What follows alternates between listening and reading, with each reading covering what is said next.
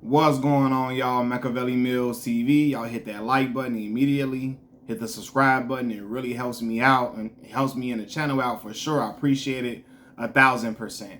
Now let's get back into the boxing talk. So we just found out Jermell Charlo, not Jermall Charlo, will be facing Saul Canelo Alvarez, right?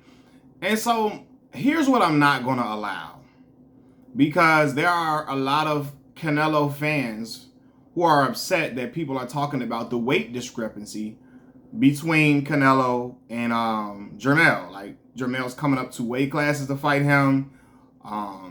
It's a big deal because Canelo is used to fighting at that weight class.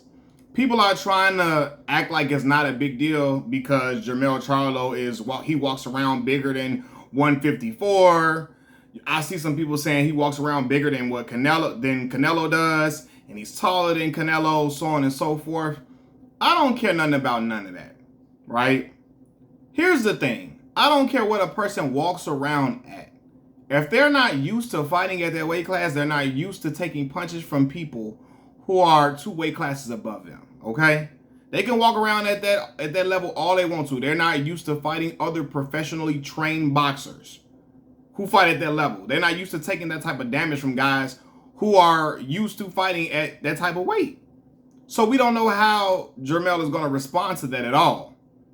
So it's important to note that, because if Jermell Charlo is to pull off this feat, if he is to pull off this incredible feat, he needs to get all credit for it. Saying that Jermell is not really a big deal because Jermell walks around bigger than what he normally does, that in a way would take away from Jermell's win. If he was to pull off the major upset and beat Canelo. If Jermell is to pull off the major upset and beat Canelo, saying that, oh, it's not really a big deal. Jermell walks around bigger, he's taller than Canelo and all this and all of that, that would take away from him pulling off an incredible feat.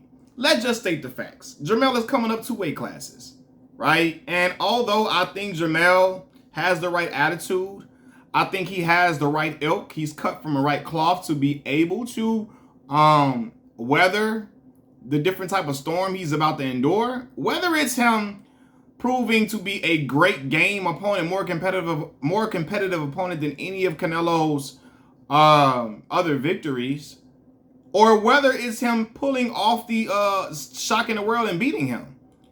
I want that brother to get credit. And we have to recognize that he came up 2 weight classes, right?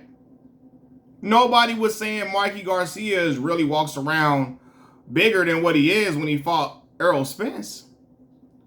And I know some people will say, well, Errol Spence walks around bigger than 147. But what I'm saying is, nobody was, it was what it was.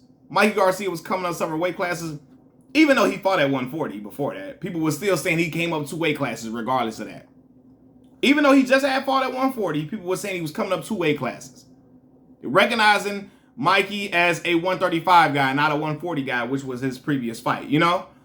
So with that being said, give Jermell Charlo that same look. He coming up 2 weight classes. It's the facts. Lay all them facts out. Lay all them facts out. Because if Jermell pulls this off, we need it to be recognized for what it truly is, an incredible feat.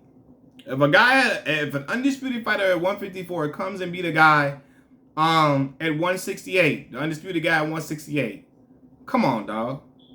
Come on. He should be given all credit and all the flowers in the world for doing that. And I don't again, and as people say, Jermell got a shot in the dark. Some people feel like Jermell got a shot in the dark in the industry of sharks that's surrounded by water.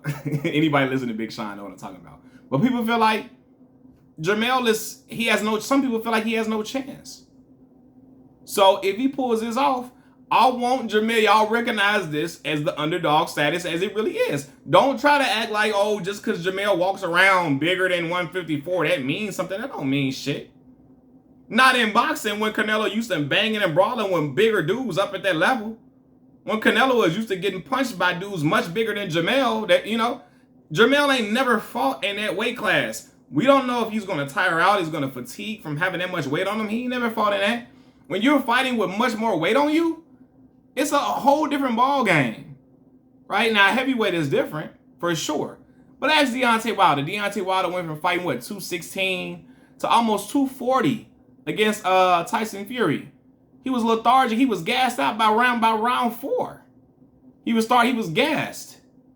So we don't know if Jermell gonna get gassed. We don't know how he'll carry that weight in the ring. Will he be agile? Will he be swift? Will he become more stationary because he's not used to walking around fighting?